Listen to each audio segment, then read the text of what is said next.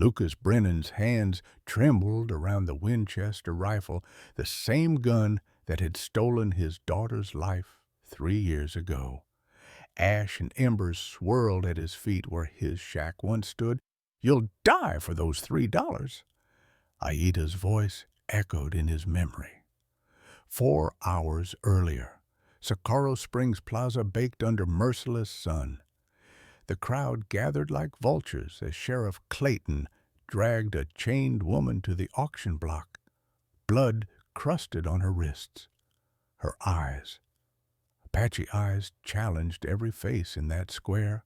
$5 for this one," the sheriff announced. "She killed 2 of our boys." Silence, fear rippled through the crowd. The woman's voice cut through the heat. "I'd rather die." Lucas didn't understand why his hand rose. $3. Laughter erupted. "The drunk's buying trouble." Sheriff Clayton tossed him the key, leaning close. "You just bought your own death, Brennan." Leave a like and share your thoughts in the comments along with the city you're watching from now. Let's continue with the story. Lucas Brennan hadn't always been a broken man stumbling through Arizona dust. Once, he'd worn pressed suits in Boston courtrooms, defending the voiceless. Margaret had loved him then, back when his hands were steady and his eyes held purpose.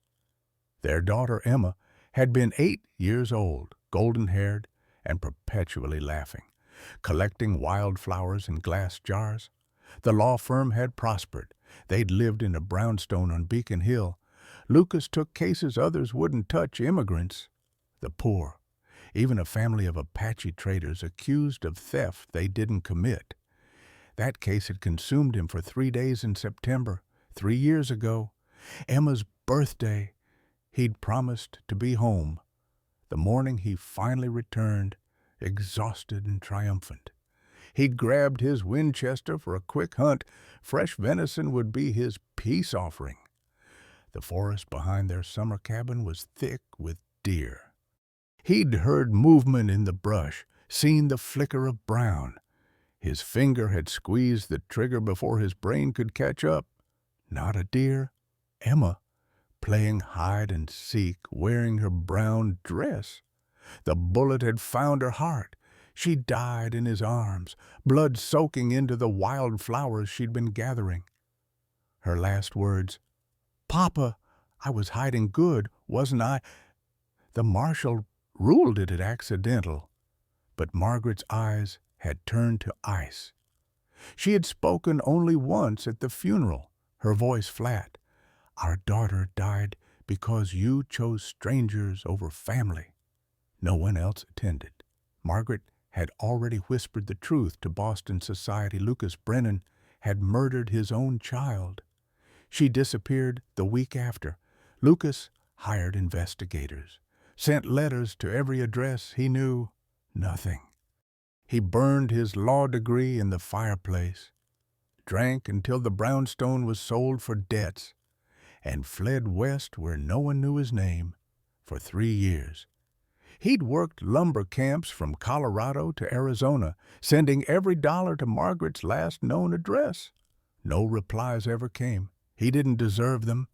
The Winchester stayed with him always, a daily penance. He hadn't fired it since that morning.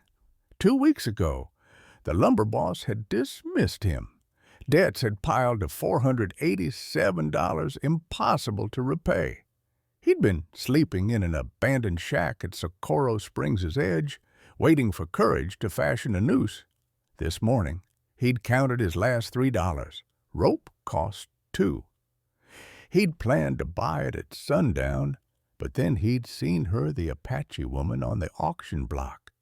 Something in her defiant eyes had reminded him of Emma, or perhaps of Margaret, or perhaps of the man he'd once been, the one who defended the defenseless. $3, all he had left. He'd raised his hand without thinking. Now she stood in his shack, unshackled but not free, watching him with suspicion carved from survival. He'd bought her, the town said, but Lucas knew better. He'd bought himself one last chance at redemption. Lucas led Aida through Socorro Springs' back alleys as dusk settled over the desert.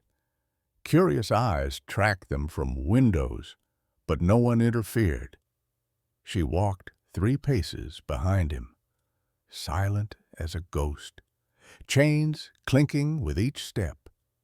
His shack leaned against a canyon wall at the town's forgotten edge. Inside, a bedroll, a lantern, and the Winchester were his only possessions. He gestured for her to sit, then fumbled with the padlock on her shackles. The chains fell away. Dark bruises circled her wrists like brands.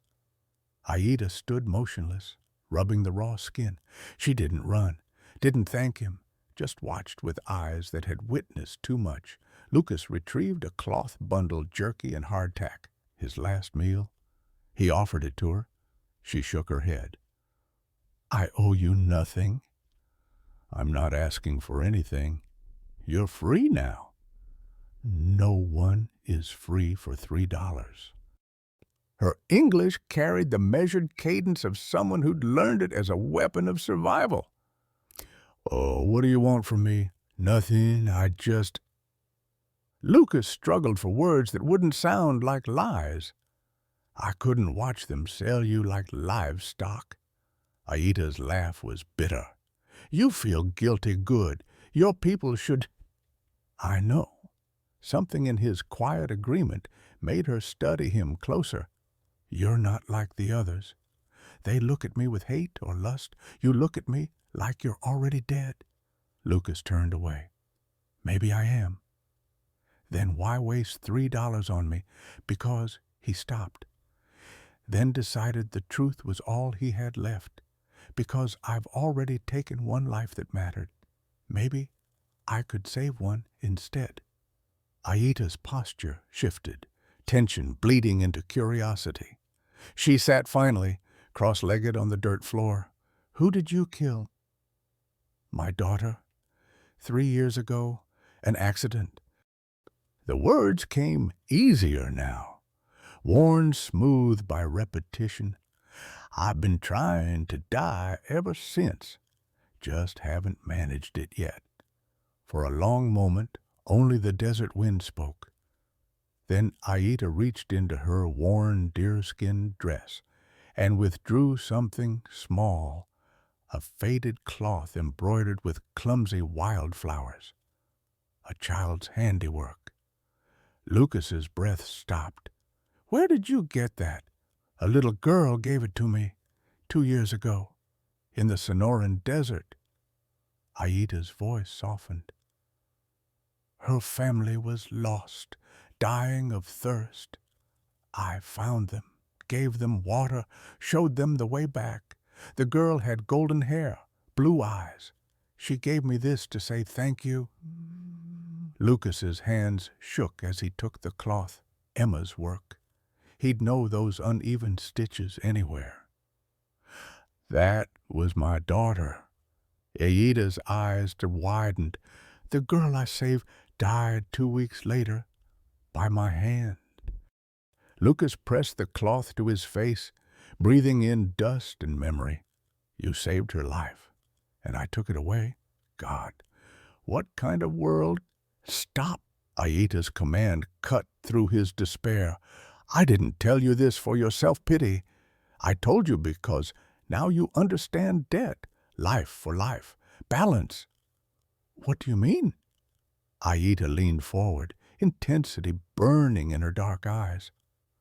"I'm not just some Apache woman they arrested for killing soldiers. I'm Aida, daughter of Cochise, rightful leader of the Chiricahua." Lucas stared. Cochise, even in Boston, that name had carried weight. The legendary chief who'd fought the U.S. Army to a standstill. "My father died believing peace was possible," Aida continued. "The elders disagreed. They wanted me to marry another chief, unite the tribes through my bloodline.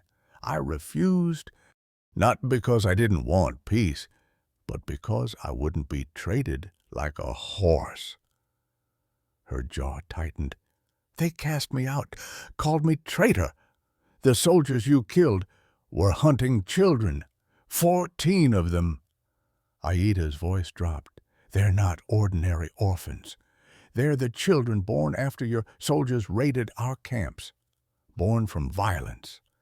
Neither fully Apache nor fully white. Both peoples reject them. I found them starving, hiding like animals. I've been protecting them for 6 months. Lucas felt the story's weight pressing down on him. Where are they now? Dragoon Mountains, hidden in a cave called Whispering Wind. I left them 4 days of food when I went searching for more. Aida's hands clenched. They're alone, terrified. The youngest is 4 years old. If I don't get back, how long before the food runs out? 2 days, maybe 3 if they ration carefully. But they're children. Hungry children don't ration. She looked at Lucas directly. You said you took a life that mattered. Here are 14 lives that matter. 14 chances to balance your debt. Lucas thought of Emma, of her small body in his arms, thought of these faceless children waiting in darkness, bellies empty, hope fading. Why tell me this? You could have run the moment I unlocked those chains, because you saved a girl with golden hair once, even though it cost you everything, because I saved her too. Aida held up the embroidered cloth between them, because maybe your daughter is still trying to save people through us. The lamp flickered outside. Coyotes called to the rising moon. Lucas looked at his hands, the hands that had killed Emma, that had held her as she died, that had accomplished nothing good for 3 years. I don't know if I can. You can, Aida interrupted. You already did. $3 was all you had, and you spent it on a stranger. That's more courage than most men show in a lifetime.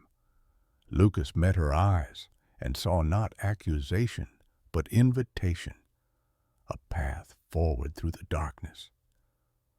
When do we leave? Dawn. Aida finally took the jerky he'd offered earlier. We have 14 lives to save. Lucas Brennan, starting with our own. Lucas couldn't sleep. He sat cross-legged in the darkness, the Winchester across his lap, watching Aida's silhouette against the far wall. She'd curled into the corner like a wounded animal, maintaining distance even in rest. Her breathing never quite settled into sleep's rhythm, a warrior's vigilance that never fully ceased. His last $3 had bought the jerky she'd finally eaten. Tomorrow they'd need water, food, supplies for a desert crossing. He had nothing, no horse, no provisions, no credibility left to borrow against. Just this rifle and the weight of 14 children's lives pressing against his chest. The gun felt heavier tonight than it ever had. Every scratch on the stock reminded him of Emma's final moments. Yet Aida was right. The desert demanded weapons. Coyotes and rattlesnakes were the least of their dangers. Men like Sheriff Clayton wouldn't hesitate to hunt an escaped Apache woman and the fool who'd freed her. You're thinking too loud, Aida whispered from her corner. Sorry. Don't apologize. Plant. She sat up, moonlight catching the sharp planes of her face. What resources do you have? None. I am in debt, $487 to the lumber company. Haven't worked in 2 weeks. This shack isn't even mine, just abandoned. The rifle? Lucas's hands tightened on the Winchester. You can't kill with it. or you can't sell it." The question struck bone deep. "Both. Neither. I don't know anymore." Aida rose and crossed to him, movements fluid despite her earlier ordeal. She knelt close enough that he could see scars crisscrossing her forearms, marks of survival. "My mother told me that weapons have no memory. Only the people who hold them do. That rifle didn't kill your daughter. Fear did. Hesitation, the kind that makes you pull a trigger before you're certain. I was certain I saw a deer. Then you weren't looking hard enough." Her words carried no cruelty, only truth. "But this time, you'll look. You'll be certain, and if you must use it, you'll use it to save rather than take." Lucas met her eyes. "How can you sure? Because you bought my freedom with your last $3. A man planning to take life doesn't spend his suicide money on a stranger." She placed her hand over his on the rifle. "This gun can be redeemed. So can you." Dawn broke hot and merciless. Lucas approached Patterson's lumber office with the Winchester slung across his back, each step an act of will. The grizzled foreman looked up from his ledgers, face twisting into a sneer. "Come to beg, Brennan. Come to ask for an advance. $20 against wages owed." Patterson's laugh rattled like stones in a can. "You owe me $487. You think I'm giving you more rope to hang yourself with? I'll work it off. Double shifts when I return." "Return from where running off with that Apache woman?"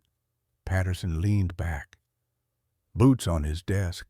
"Word travels fast in small towns.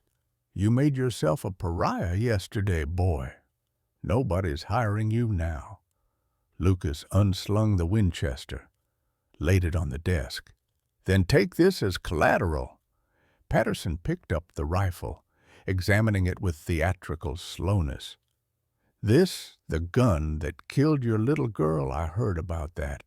What kind of father—" "Don't!" Lucas's voice went flat. "Just tell me what it's worth." "To anyone else, $50 easy. But knowing where it's been—" Patterson dropped it back on the desk like contaminated goods. "I wouldn't give you 50 cents for your guilt, Brennan." Behind Lucas, the door opened. Aida stepped inside, and Patterson's hand dropped to the pistol at his hip. She ignored him, moving to stand beside Lucas. Without a word, she reached into her dress and withdrew a necklace delicate silverwork wrapped around a turquoise stone, clearly ancient, clearly precious. "This was my mother's," she said, "and her mother's before that. Worth $50 to anyone with eyes." Patterson's greed flickered across his face. He snatched the necklace, bit the silver, held the turquoise to the light. "I'll give you 25. "It's worth 50, Lucas protested. "Not from an Indian, it isn't." Patterson counted out $25 in worn bills. "Take it or leave it." Lucas's fists clenched. But Aida's hand on his arm stopped him. She took the money, pocketed it, and pulled Lucas toward the door. "Children's lives matter more than pride," she said in English, loud enough for Patterson to hear. Then softer, "and more than heirlooms." Outside, Lucas turned to her. "I'm sorry. That necklace was metal and stone. The children are blood and breath." She divided the bills between them. 12 for supplies, 13 for emergencies. "We'll need both before this ends." They were loading a rented mule with canteens and dried goods when a young voice hissed from an alley. "Mr. Brennan!" Elijah emerged from shadows, the 12-year-old son of a freed slave who worked the saloon. His eyes darted nervously between them. You gotta know something. That Apache lady Sergeant Greer's been through town asking about her. Says she's a murderer. Says he's gonna hang her proper. Aida's face went stone still. Dalton Greer is alive. Yes, ma'am. Rode out yesterday with about 20 men, had hired guns. Mostly. They're camped at Copper Creek, asking questions. Elijah glanced at Lucas. Word is, he's heading for the Dragoons. Says he knows about some Indian children hiding there. Lucas felt ice flood his veins. How far to Copper Creek? Day's ride on horseback, maybe half that if they push hard. They had perhaps 48 hours before Greer reached those children. Lucas looked at their single mule, their meager supplies, the vast desert stretching between here and the Dragoon Mountains. Elijah pressed something into Lucas's palm, a single rifle cartridge, brass catching sunlight. My daddy left me this before he died. Said it was lucky. Said it'd save a life someday. The boy's eyes held wisdom beyond his years. I think that day's today, Mr. Brennan. Lucas closed his fist around the bullet.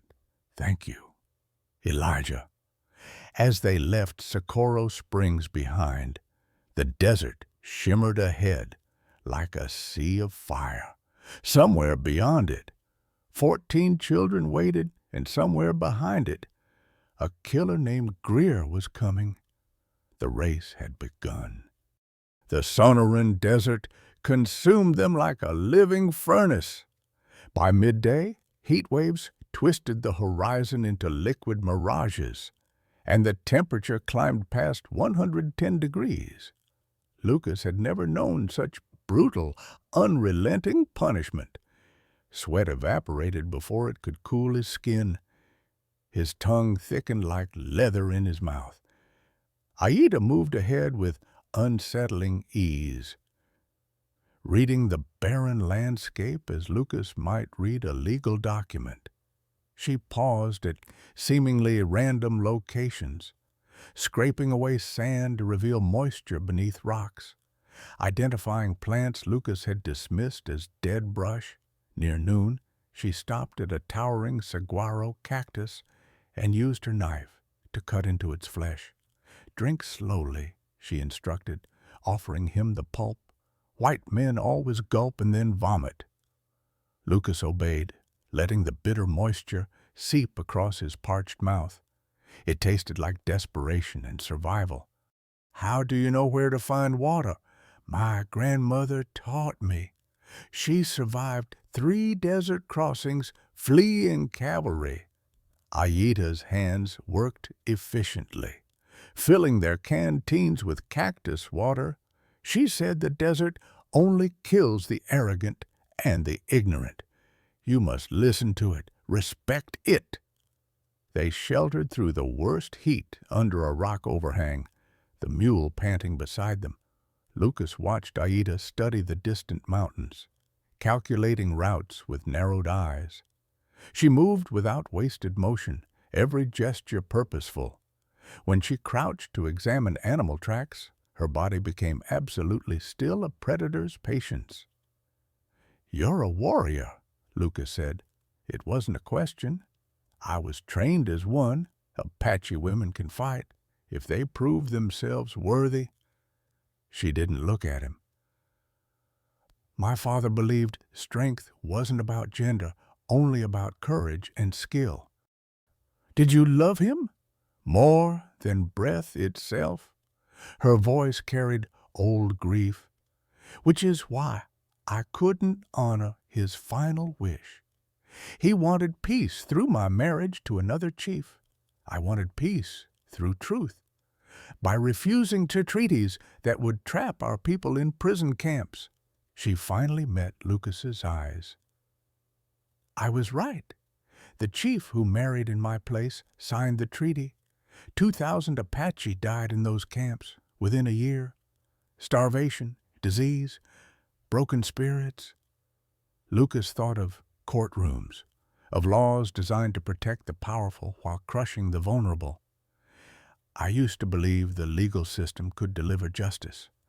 I defended people the law had already condemned, but the law itself was the problem.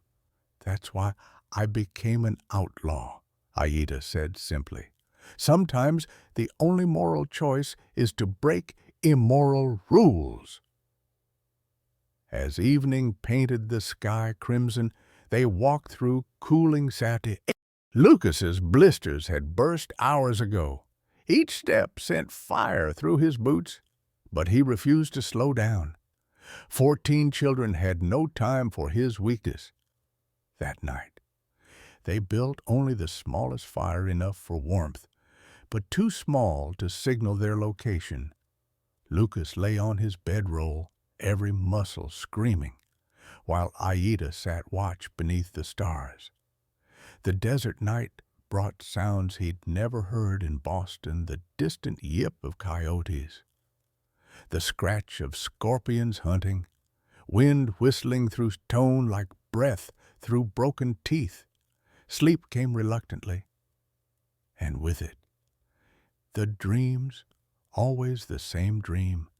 Emma running through the forest, her brown dress flashing between trees, her laughter echoing. Lucas raising the rifle, squeezing the trigger in slow motion, watching the bullet spiral toward her, unable to scream a warning. The explosion, the silence after. He woke gasping, drenched in cold sweat despite the warm air. Aida crouched beside him. The same nightmare? Lucas nodded, not trusting his voice. "Let me tell you about nightmares," she said, settling cross-legged beside him.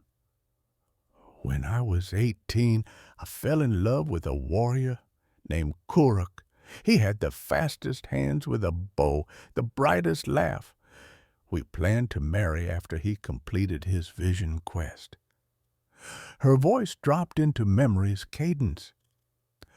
"My father died that winter. The elder said I must marry Chief Nantai of the Jicarilla Apache to unite the tribes.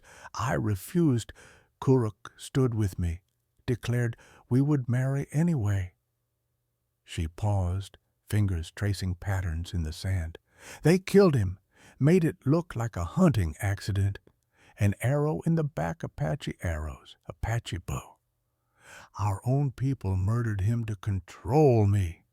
Yet Lucas felt the weight of her loss settling between them like a third presence. "I'm sorry." "I wasn't just sorry. I was rage itself. I could have killed them all, the elders who ordered it, the warriors who obeyed, everyone who valued politics over love." Her eyes reflected firelight. "But Kuruk had taught me something. He said, revenge is drinking poison and expecting your enemy to die. So, instead of killing, I left, became a ghost in my own homeland. The 14 children, how did you find them? They found me, 6 years of wandering, and slowly, broken children appeared. The daughter of a woman raped by cavalry scouts, the son of an Apache warrior and a Mexican captive, children born from violence, carrying bloodlines that satisfied no one." Aida's hands clenched. The camps rejected them. White settlements rejected them. They were starving, hunted by both sides. So I gathered them like scattered seeds and planted them somewhere safe. The second day tested Lucas beyond anything he'd known. His feet bled inside his boots. Sunburn blistered his neck and forearms. Twice he stumbled and fell, sand filling his mouth and nose. Twice Aida hauled him upright without comment or judgment. During a rest stop, she handed him a strip of dried meat. "Tell me about Emma, not how she died, how she lived." Lucas's throat tightened. She was 8 years old, blonde hair that never stayed braided, She collected wildflowers obsessively. Our house always smelled like lavender and sage. He smiled despite the pain. She wanted to be a teacher, used to line up her dolls and teach them arithmetic. She sounds like light itself. She was Margaret and we weren't perfect, but Emma made us better. Made me want to be the kind of man she'd be proud to call father. His voice cracked. I was defending an Apache family accused of stealing cattle. They were innocent. I proved it. But it took 3 days, and I missed her birthday. That morning, I came home, grabbed my rifle, thought I'd hunt a deer as an apology gift. He fell silent. The desert wind carried away his words. Aida spoke carefully. The family you defended, did they have a son? Lucas looked up sharply. Yes, a boy about 11. Why? His name was Nahuel. Aida's expression shifted into something complex grief, irony, wonder. He's one of the 14 children waiting in that cave, the oldest. He's been helping me care for the others. The revelation hit Lucas like a physical blow. He'd saved Nahuel's family, missed Emma's birthday, and in that absence, tragedy had struck. And now, years later, he was racing across a desert to save that same boy again. The circular nature of fate made his head spin. Does Nahuel know? Lucas asked. About me? No, I never told him the lawyer who saved his parents was the same man who... She stopped. I wasn't certain it mattered. But it does matter. Don't you see I saved him once and it cost me Emma? Maybe this is my chance to... Lucas struggled for words. To make her death mean something. Mistakes don't define you, Aida said firmly. Choices after mistakes, those define you. You chose to spend your last $3 on a stranger. You chose to walk into this desert. You're choosing to save children you've never met. That's who you are, Lucas Brennan. Not the man who pulled a trigger in fear, but the man who keeps walking despite bleeding feet. That night, Lucas slept without nightmares for the first time in 3 years. The third day brought a new terror. Aida found horse tracks at dawn, multiple riders, heading toward the dragoons. She crouched beside the prints, fingers tracing their depth and spacing. 6 hours old, maybe 20 horses. Her face went grim. Greer is pushing hard. He'll reach the mountains by tomorrow morning. They were still 2 days from the cave on foot. Even driving the exhausted mule harder wouldn't close that gap. Lucas felt desperation claw at his chest. We can't let him get there first. We won't. Aida stood, decision hardening in her eyes. I'll go ahead on the mule, move fast, no supplies. I can reach the children tonight if I don't stop. And me? You follow with the supplies. Meet us at the cave. She began transferring canteens to the mule's saddle. If Greer finds us first, I'll lead him away from the children. Buy you time. Lucas grabbed her arm. That's suicide. He'll kill you. Then he kills me. But the children live. Aida met his eyes with absolute calm. That's a trade I'll make gladly. No. Lucas's mind raced through impossible options. There has to be another way. We split up, but I draw Greer off. You get the children to safety. You can't outrun cavalry on foot. I don't need to outrun them. Just distract them long enough. He pulled out the Winchester, the weight familiar now, almost comforting. I'm a decent shot when I'm not. He couldn't finish the sentence. Aida studied him for a long moment. Then, without warning, her fist connected with his jaw. Lucas dropped like a stone, darkness swallowing him whole. When consciousness returned, the sun had moved significantly across the sky. Lucas lay on his bedroll, hands and feet bound with leather straps. The mule was gone. Aida was gone. Beside him lay the Winchester, the canteens, and a scrap of cloth with words scratched in charcoal. "Forgive me. You're too valuable to waste on distraction. Follow when you can. The children need a father, not a martyr." Lucas strained against the bonds, but Aida had tied them with expert precision. They'd loosen eventually, probably in 2 or 3 hours. Enough time for her to gain an insurmountable lead. He lay in the sand, fury and helplessness washing over him in equal measure. Above, vultures circled lazily, waiting to see if he'd become their next meal. In the distance, thunder rumbled. Not a storm, hoofbeats, many hoofbeats, growing closer. The riders materialized from heat shimmer like demons emerging from hell itself. 20 men on horseback, armed with repeating rifles and revolvers, faces hardened by violence and payment.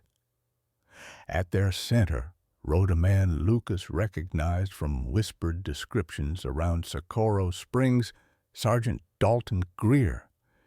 Greer dismounted with casual authority, boots hitting sand with predatory purpose. He was perhaps 40, lean and muscular, with a jagged scar running from temple to jaw. His eyes held the flat, dead quality of a man who'd killed so often it no longer registered as an act requiring thought. He wore a cavalry uniform stripped of official insignia, a deserter playing soldier with hired killers. "Well, now," Greer drawled, standing over Lucas's bound form, "if it ain't the fool who bought himself an Apache whore for $3. He kicked Lucas's ribs experimentally. "Where is she? Drunk, where's my property?" Lucas spat blood. "Gone. You'll never find her." Greer's laugh was ugly. "Don't need to find her. She'll come to me." He gestured to 2 soldiers who hauled Lucas upright, holding him between them. "See, I know about those 14 little half-breed bastards hiding in the dragoons. Been tracking them for months. Your Apache bitch has been feeding them, protecting them." He leaned close, breath reeking of whiskey and tobacco. "All I gotta do is ride to that cave and start shooting children. She'll come running." Cold terror flooded Lucas's chest. "You'd murder children. I've murdered 47 Indians. Brennan, men, women, don't matter much to me. Another 14 just rounds up the numbers nice." Greer pulled a knife, testing its edge against his thumb. "But I'm a sporting man. You tell me where she went. Maybe I kill quick. Make it painless." "Go to hell." The beating that followed was methodical and brutal. Greer's fists broke Lucas's nose, split his lips, fractured at least 2 ribs. The soldiers held him upright through it all, laughing at his groans.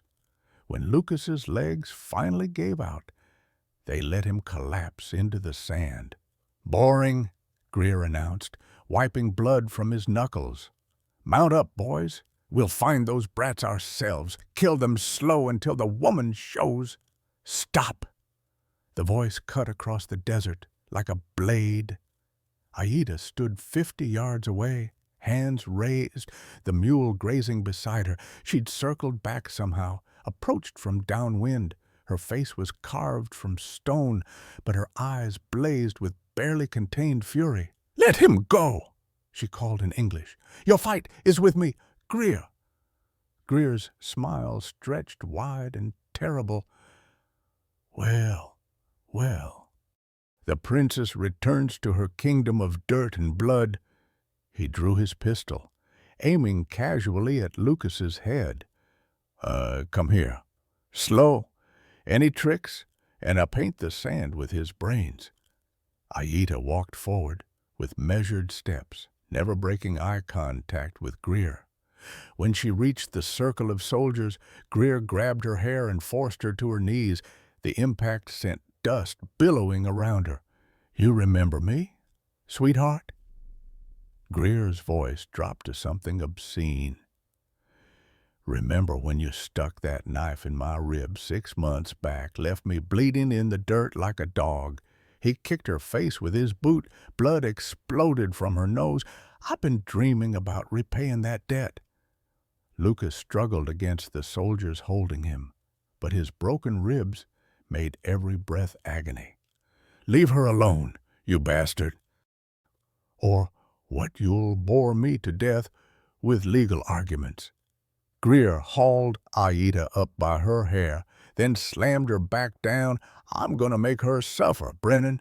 Gonna do things to her that'll make her beg for death, and you're gonna watch every second." He gestured to his men. "Hold him good. Want his eyes open for this?" 20 soldiers closed in, forming a circle like spectators at a hanging.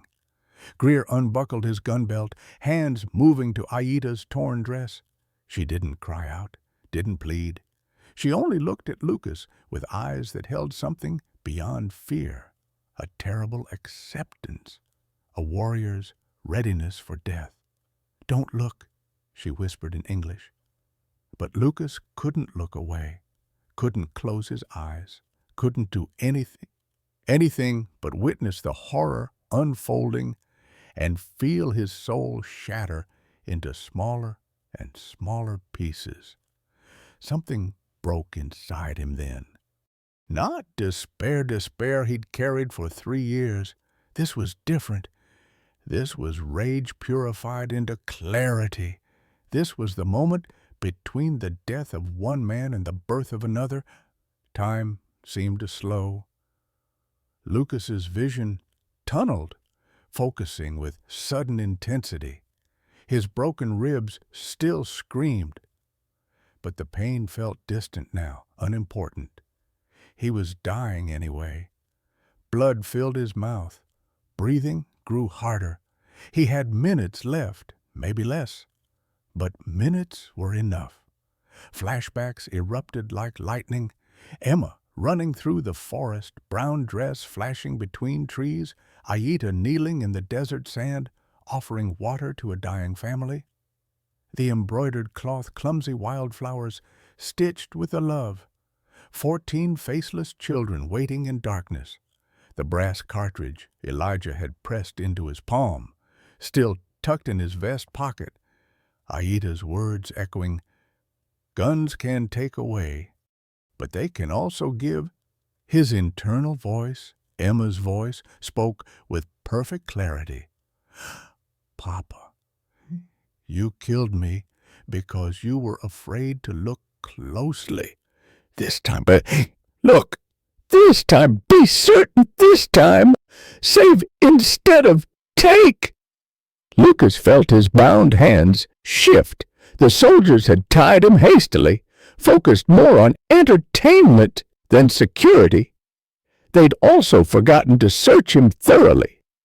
The Winchester lay 3 feet away where they'd tossed it dismissively. And in his vest pocket. 4 bullets waited, 3 in the rifle's magazine, 1 lucky charm from a 12-year-old boy who believed in redemption. Greer had turned his back, too confident in his soldiers' control, too eager to begin his assault on Aida. His scarred face was twisted in anticipation of violence. He reached for Aida's throat. Lucas moved. His broken ribs howled as he twisted, but adrenaline and purpose drowned the pain. His bound wrists scraped against the Winchester's hammer, using the metal edge to saw through leather straps. The rope parted. His hands came free. He rolled, grabbed the rifle, chambered around in one fluid motion, muscle memory from 3 years of penance, of carrying this gun but never firing it, suddenly transformed into deadly precision.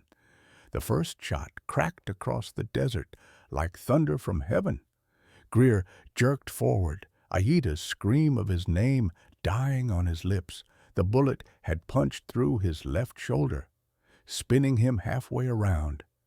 His face registered shock, then recognition, then pure hatred. "Kill him!" Greer roared.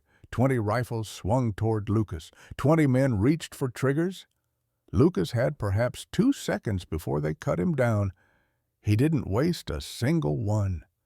The second shot severed the chain binding Aita's wrists. She moved like lightning uncoiling, snatching the knife from Greer's belt even as he clutched his bleeding shoulder.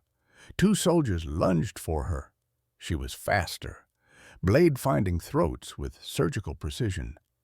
They fell gurgling, clutching at wounds that wouldn't stop bleeding. Lucas's third shot targeted not men but animals. He aimed for the nearest horse's foreleg not to kill the beast, but to create chaos. The bullet shattered bone. The horse screamed and reared, thrashing in panic.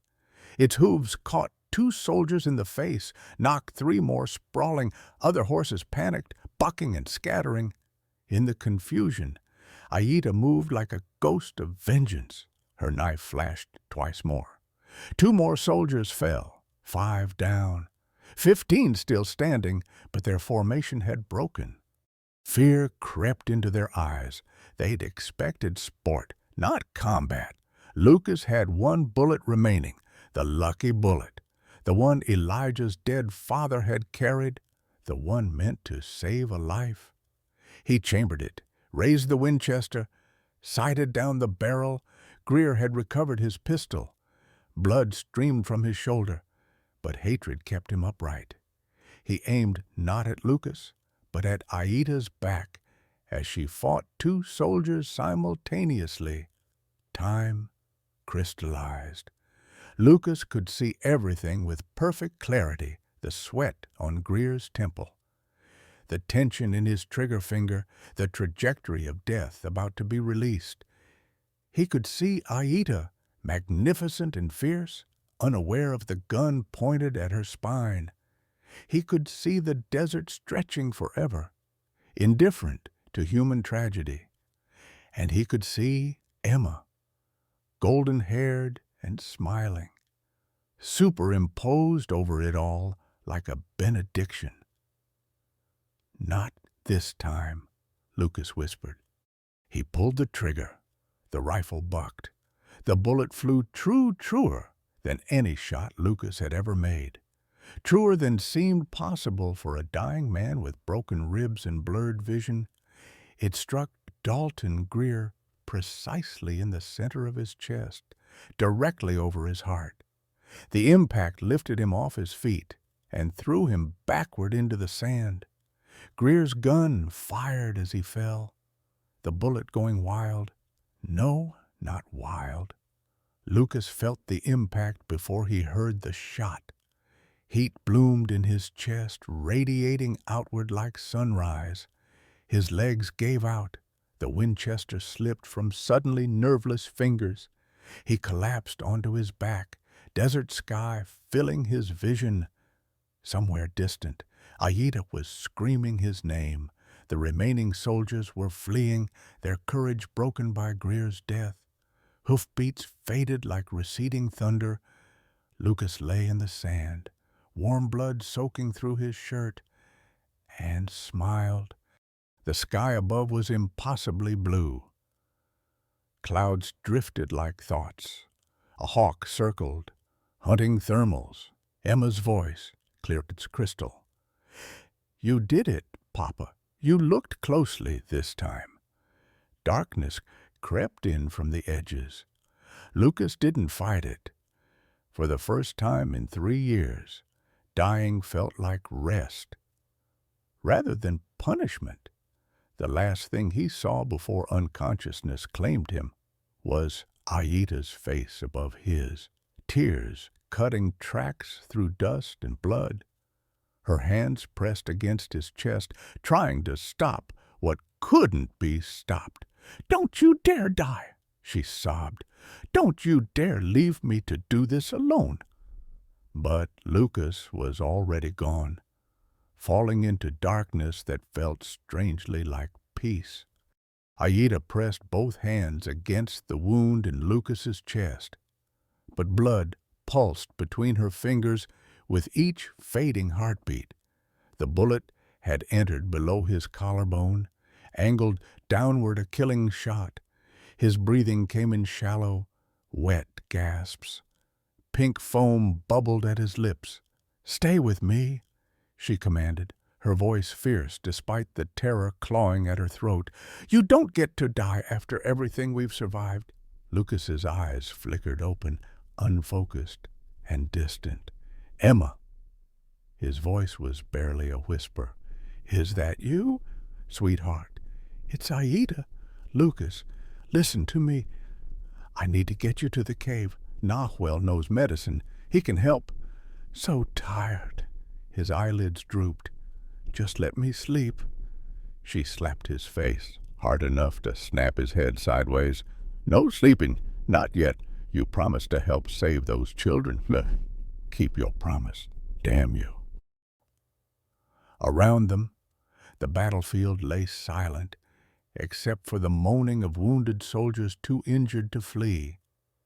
Greer's body sprawled in the sand, eyes staring sightlessly at the sky he'd never see again.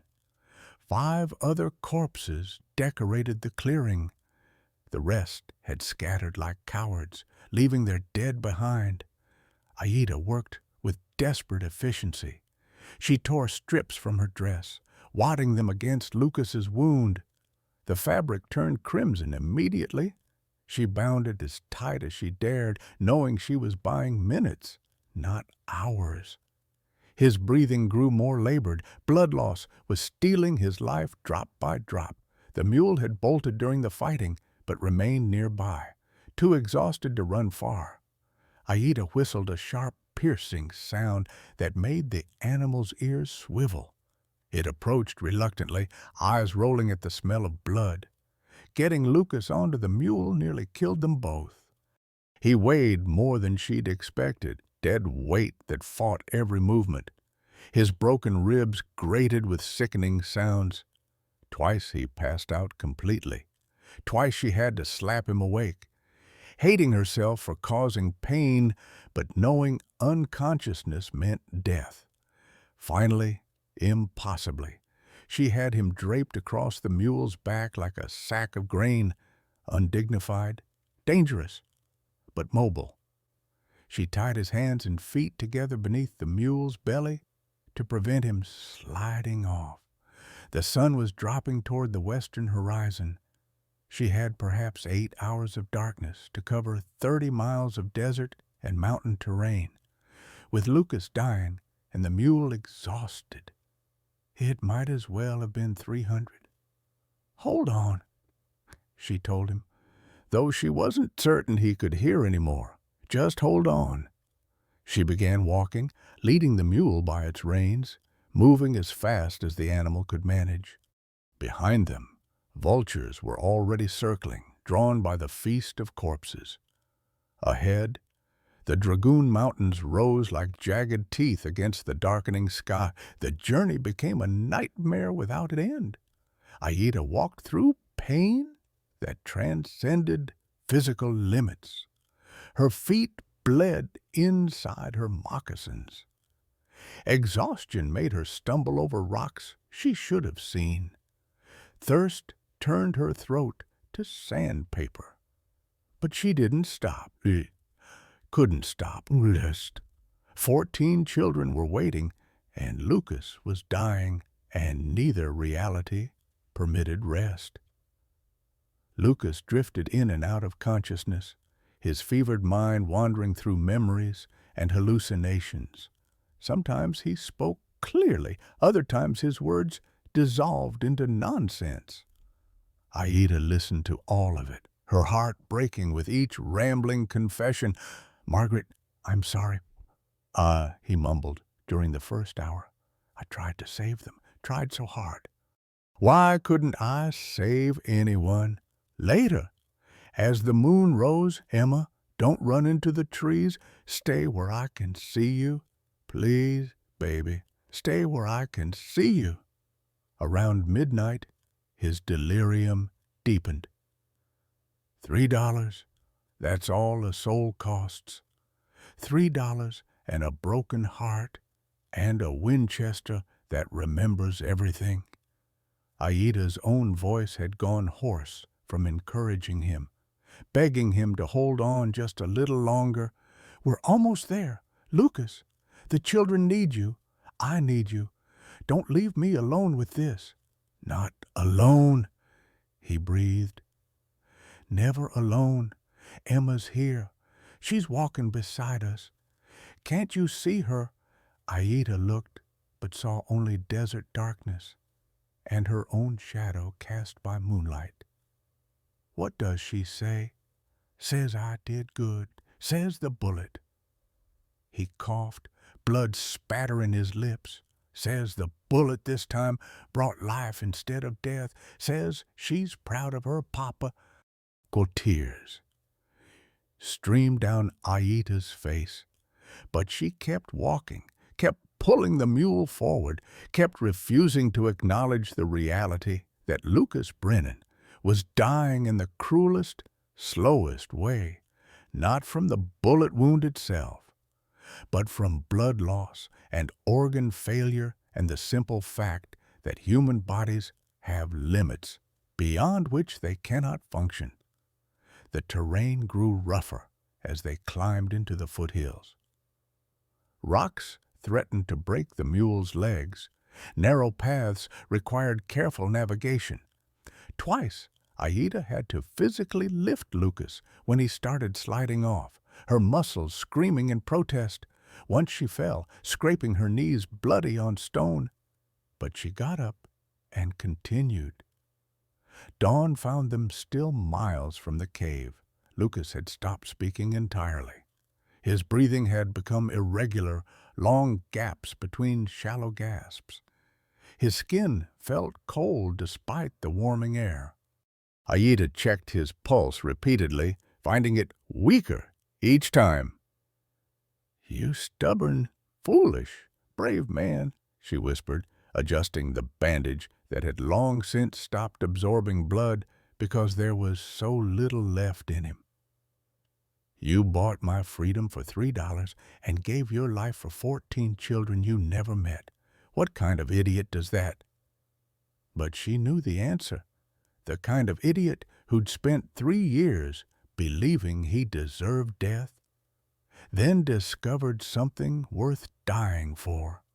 The kind of idiot who'd transformed his guilt into purpose, his cowardice into courage, his despair into sacrifice.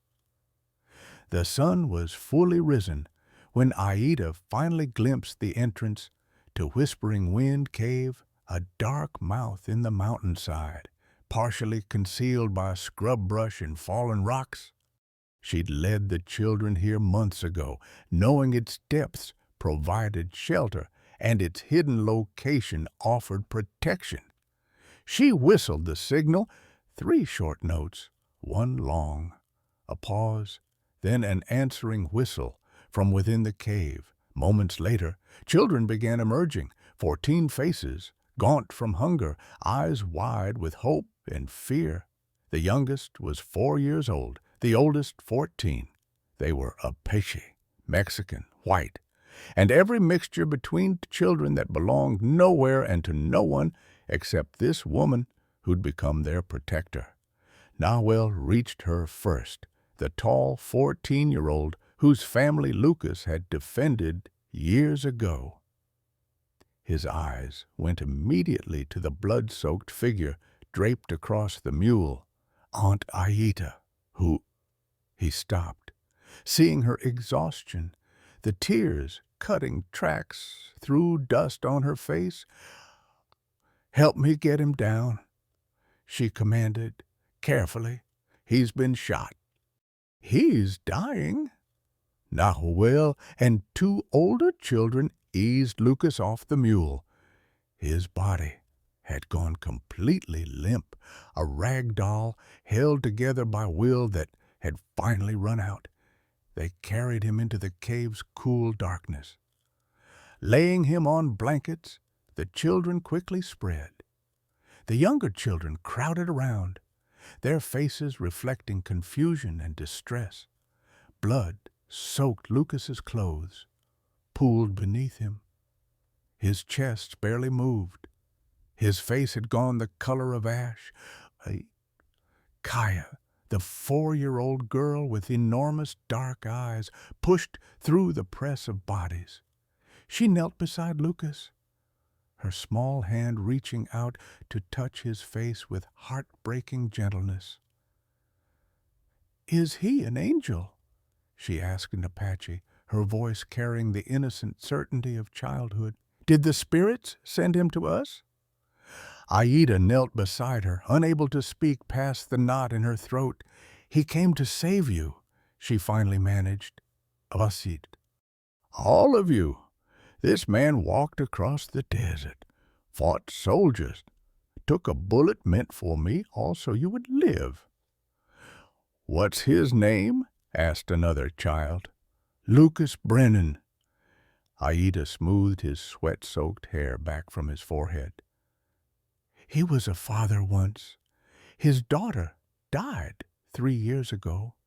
He's been trying to die ever since, until he found something worth living for, worth dying for." Lucas's eyes opened then, just barely.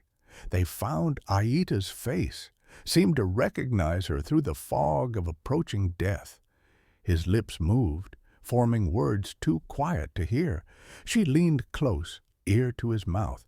"Did we make it?" The words came out as barely a breath. "The children, are they safe?" "They're safe. You saved them. Lucas, you saved all of us." The faintest smile touched his lips. "Good.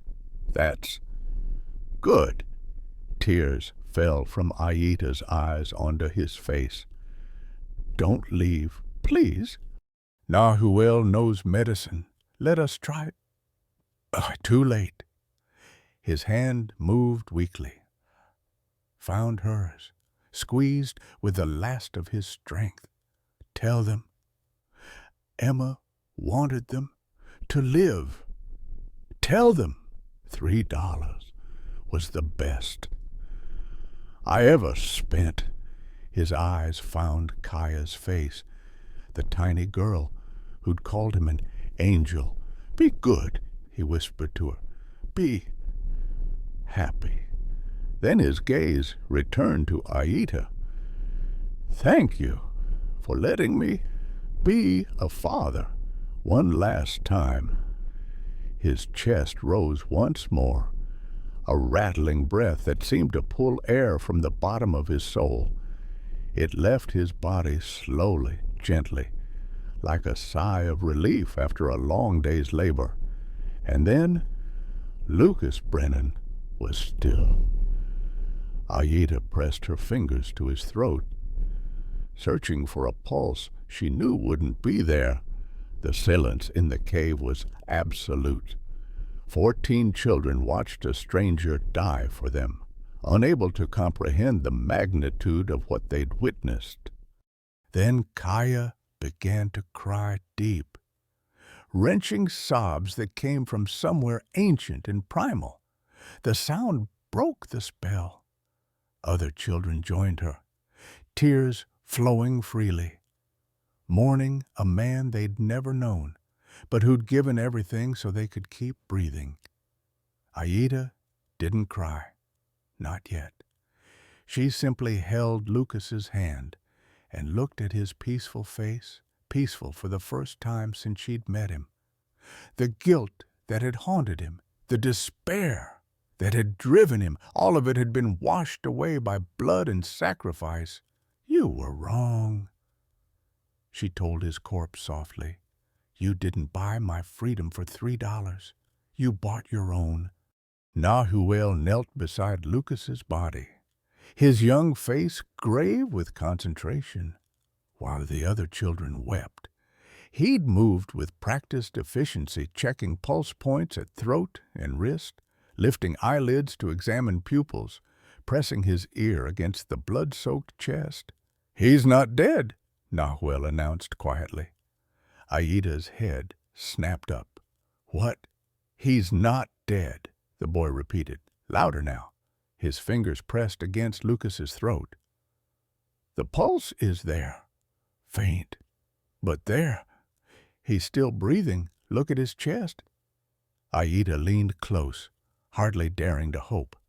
There the barest rise and fall, so shallow she'd missed it in her grief.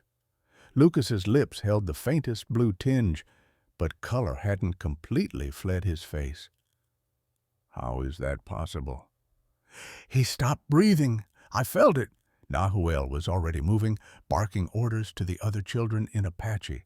"Makia, build up the fire. Chenoa, heat water. Kaya, bring me the medicine bundle from the back of the cave." He looked at Aida with eye far older than 14 years. "My grandmother taught me before the soldiers took her. She was a medicine woman. She said sometimes the body shuts down to save itself like animals that sleep through winter. The spirit retreats but doesn't leave." The children scattered to their tasks. Nahuel pulled a knife from his belt and cut away Lucas's shirt, exposing the bullet wound. It was ugly, a dark hole below the collarbone, surrounded by bruising that spread like storm clouds across pale skin. "The bullet went through," Nahuel observed, probing gently. "That's good, nothing to dig out, but it might have hit the lung. That's why he's breathing like that."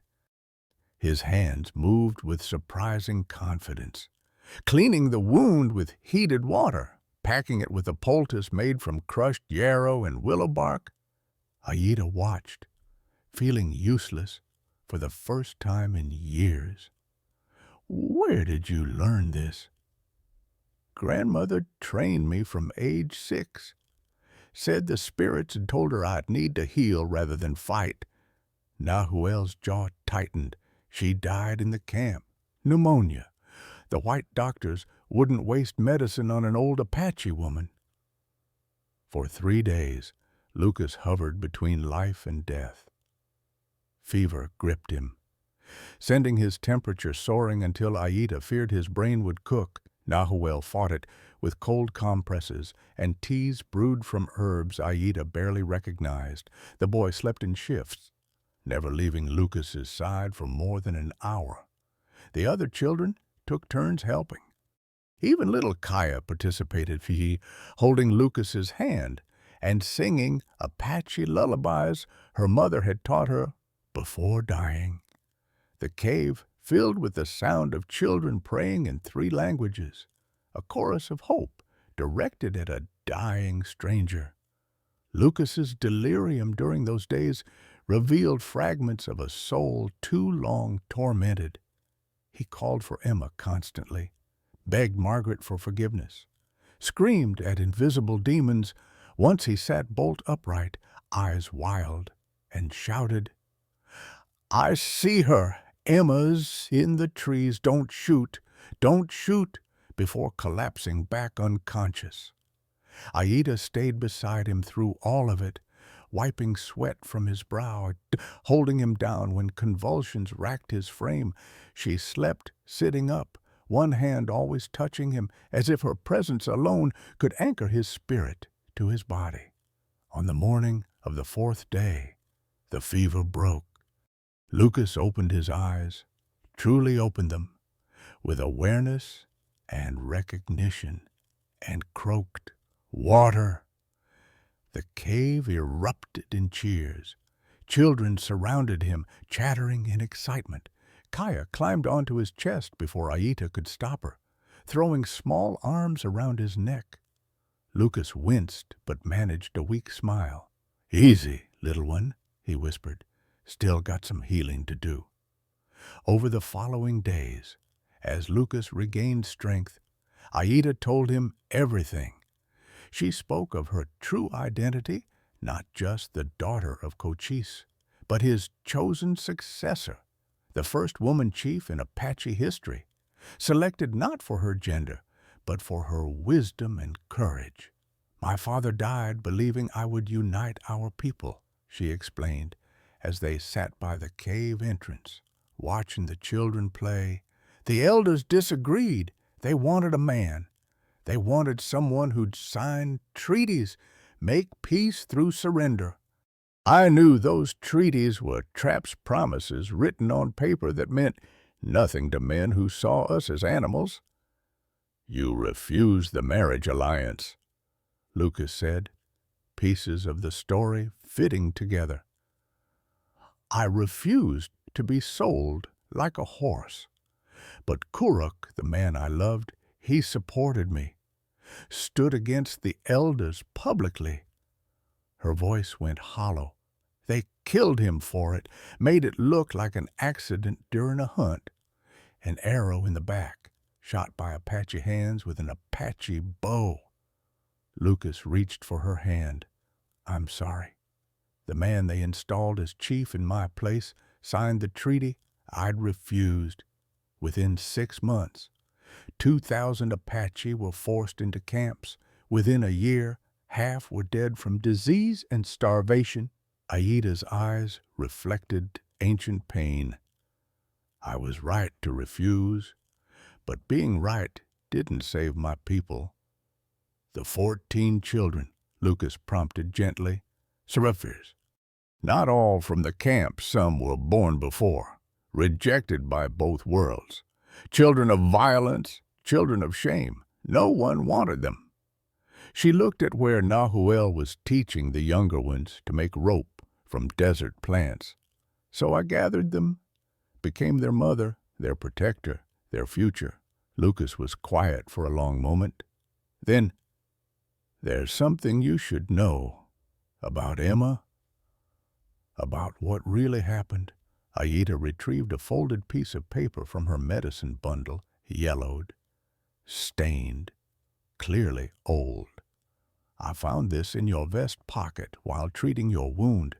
It's addressed to you from someone named Margaret.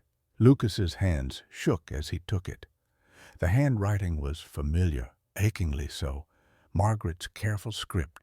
The letters formed with the precision she'd brought to everything. He'd never seen this letter, never knew it existed. He read it once, then again, his face draining of color. When he looked up, tears streamed freely down his cheeks. It wasn't me, he whispered. God in heaven. It wasn't me. The letter told a story Lucas had never known. Margaret had confronted him that morning, furious about his absence during Emma's birthday. They'd argued harsh words about priorities, about his constant defense of those people while his own family suffered neglect. Margaret had grabbed the Winchester, pointing it at him in rage, not intending to fire but making a point. Emma had run between them, trying to stop the fight. Margaret's finger had been on the trigger. The gun had discharged. Emma had fallen. Margaret had spent 1 week in hell before hanging herself in their bedroom. But first, she'd written this confession and mailed it to Lucas's office in Boston. He'd already fled west by then. The letter had chased him for 3 years. Finally catching up at Socorro Springs the week before he'd bought Aida. The local postmaster, knowing Lucas rarely checked mail, had simply put it in his vest pocket during a chance encounter at the general store. Lucas had carried the truth of his innocence unknowingly, right next to his heart, while believing himself a murderer. I've been carrying guilt that wasn't mine, he said, voice breaking. 3 years of wanting to die. 3 years of penance for a sin I didn't commit. Aida gripped his shoulders. But look what that guilt made you do. You saved an Apache family, Nahuel's family. You bought my freedom. You rescued 14 children. Would any of that have happened if you'd known the truth sooner? Emma still died. Emma still died. Aida agreed. But her death has now saved 15 lives, yours included. You've transformed tragedy into purpose. Lucas Brennan, that's redemption. That's grace. Lucas looked at the children, 14 faces representing every shade of skin, every mixture of heritage, every rejected possibility. They were alive because he'd believed himself damned. They would grow and thrive because he'd sought to balance scales that had never needed balancing. I don't know what to do with it, he admitted. I don't know who I am if I'm not the man who killed his daughter. You're the man who saved mine, Aida said simply. All 14 of them. And maybe, just maybe, you're the man who finally gets to save himself. Lucas recovered slowly, his body rebuilding itself through sheer stubbornness and Nahuel's patient care. 6 weeks passed before he could walk without assistance. 3 months before he could lift anything heavier than a water bucket. The children learned to navigate around him, adjusting their routines to accommodate the wounded man who'd saved them. During his recovery, Lucas made plans. He owned land 10 acres purchased with a decade of lumber wages, located where Santa Cruz Creek carved through a valley 40 miles west of the Dragoons. Good soil, reliable water, isolated enough to avoid unwanted attention. We'll build there, Kira, he announced one evening as the children gathered around the fire. A real home with walls and roofs and gardens. You'll have beds instead of blankets on stone. You'll have futures instead of just survival. The children erupted in excited chatter. Only Aida remained quiet, her expression unreadable. Later, when they were alone, she confronted him. You're doing it again, sacrificing yourself for others. I'm not sacrificing anything. That land has been sitting empty for years. Might as well use it. Lucas! She waited until he met her eyes. I know about the silver. His face registered shock. How Nahuel found ore samples in your saddlebag while looking for medicine. He showed them to me. I had them tested in a mining camp. She pulled out a small leather pouch, opened it to reveal glittering rocks. This land you're so casually giving us sits on top of silver deposits worth at least $50,000. Lucas was silent for a long moment. I didn't know for certain, just rumors I'd heard from prospectors. A mining company will pay you $10,000 just for the rights, enough to live comfortably for 20 years, to start fresh, somewhere civilized, somewhere no one knows your story. Aida's voice softened. You could leave all this pain behind. And what about the children? I'll take them deeper into Apache territory. We'll survive, like we always have. Lucas shook his head slowly. No, I've spent 3 years running from pain. Aida, running doesn't heal, it just spreads the wound. Those children need stability, safety, a chance to become more than survivors. He looked at the silver ore, then closed the pouch firmly. Money can't buy what they need, but land, water, and people who refuse to give up on them, that might do it. You're choosing poverty over wealth. I'm choosing family over silver. There's a difference. The words hung between them. Aida studied his face, seeing resolve that went bone deep. Finally, she nodded. Then we build together, equal partners, your land, my protection, our children, our children. Lucas repeated, liking the sound of it. They moved to the Santa Cruz property as autumn painted the valley gold and crimson.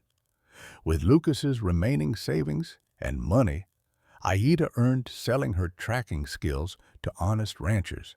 They purchased lumber, tools, and supplies.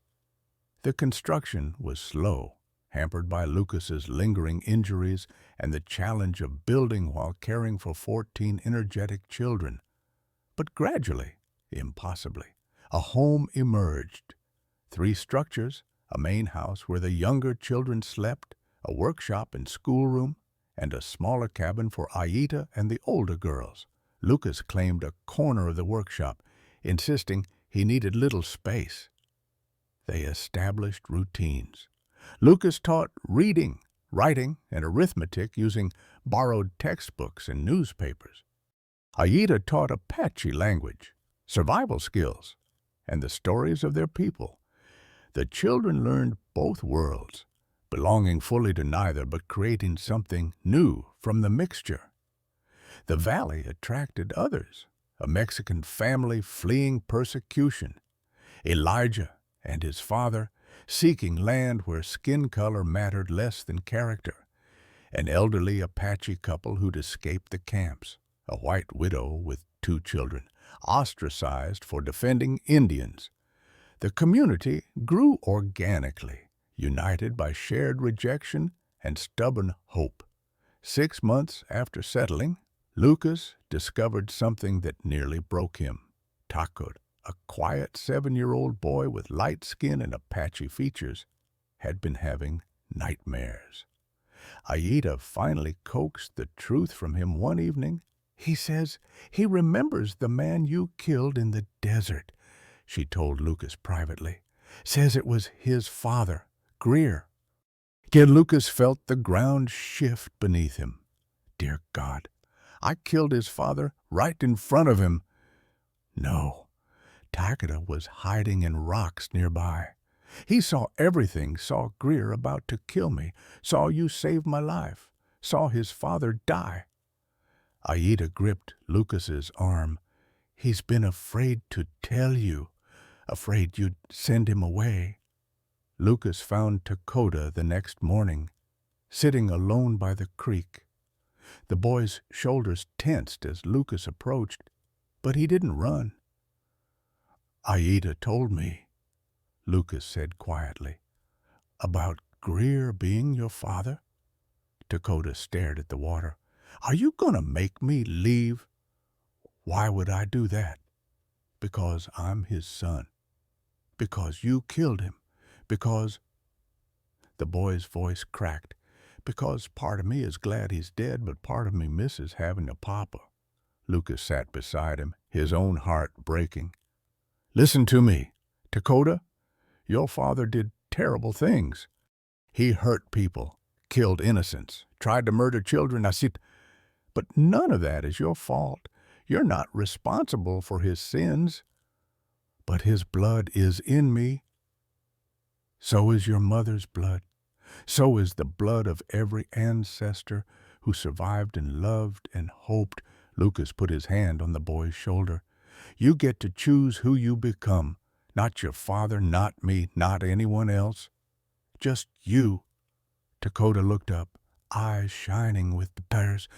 Can I choose to stay here with you and Aunt Aida and everyone? You're not going anywhere, son. This is your home. The boy launched himself into Lucas's arms, sobbing against his chest. Lucas held him, thinking about redemption and second chances and how love transforms bloodlines into something transcendent. 5 years passed like water flowing over a stone, slow, persistent, reshaping everything it touched. The farm thrived. Gardens yielded vegetables. A small herd of goats provided milk and meat. The school expanded to include 47 students from surrounding homesteads. Lucas and Aida never married, but their partnership deepened into something more profound than legal documents, a mutual commitment forged through shared purpose. The original 14 children grew into remarkable young adults. Nahuel studied medicine under a traveling doctor, then established a practice treating anyone regardless of ability to pay. Kaya became a teacher, specializing in bilingual education. Chenoa trained as a midwife. Makia became a carpenter. Takoda, the boy who'd lost his father, became a lawyer defending indigenous rights. Lucas turned 55, his hair silver, his face weathered but peaceful. The nightmares about Emma had finally stopped. He'd learned to remember her with joy rather than guilt, to honor her memory through action rather than self-destruction. One autumn evening, as the sun painted the valley orange and gold, Lucas sat beneath a cottonwood tree watching his children, though not by blood play in the creek, 47 students, plus the original 14, plus a dozen more who'd found their way here. A community built on the radical notion that people mattered more than profit, that family was chosen rather than inherited. Aida joined him, her presence comfortable and familiar. "Any regrets?" she asked. Lucas thought about the silver mine still sitting untouched beneath their feet, worth more money than he'd ever see. Thought about the life he could have lived comfortable, wealthy, alone. "Not one," he said honestly. $3. That's what I paid for your freedom. Turns out I bought my own instead." "We bought each other's," Aida corrected. "That's how real freedom works." They sat in companionable silence as evening deepened. Somewhere in the house, someone was cooking dinner. Children's laughter echoed off the valley walls. A dog barked. Life continued its messy, beautiful, imperfect unfolding. Lucas closed his eyes and felt Emma's presence, not as ghost or haunting, but as blessing. She'd wanted him to live, wanted him to love, wanted him to transform his pain into purpose. Mission accomplished. Sweetheart, he thought, mission accomplished. Sometimes life gives us a second chance disguised as our last $3. Lucas Brennan believed his story ended the day Emma died, but it turned out that was just the beginning. His greatest mistake became the foundation for his greatest purpose. How many of us carry guilt that isn't ours to carry? How many years do we waste believing we're beyond redemption? Lucas learned what many of us forget, that family isn't always blood, that purpose can emerge from pain, and that it's never too late to become who we were meant to be. He thought $3 bought Aida's freedom, but it purchased something far more valuable, proof that one person's courage can change dozens of lives. Those 14 children grew up knowing that a broken man chose to save them instead of himself. They learned that love is action, not words, that forgiveness starts with forgiving yourself, that the best inheritance isn't silver buried in the ground, but values planted in hearts. Lucas died decades later, surrounded by the family he'd chosen, and who'd chosen him back.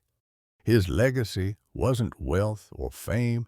It was 47 students who knew their worth, 14 adults who became healers and teachers and protectors, and one Apache woman who finally found a partner who valued honor over possession. What would you do with your last $3? Have you ever discovered that your biggest mistake led to your greatest blessing? Share your story in the comments below. Your words might be exactly what someone else needs to hear today. Bidi di kuka.